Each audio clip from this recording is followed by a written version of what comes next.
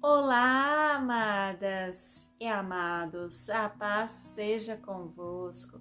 Primeiramente, deixe o seu like, curte, comente, compartilhe para mais pessoas serem abençoadas com essa palavra. Amém? A palavra de hoje está em Salmos 126, verso 5, que diz assim: que aqueles que semeiam chorando façam a colheita com alegria. Aleluia! Glória a Deus! Que tudo aquilo que vocês estão plantando, que vocês estão semeando, que vocês estão orando, vai acontecer. Deus é fiel na vida de vocês. Amém? Glória a Deus!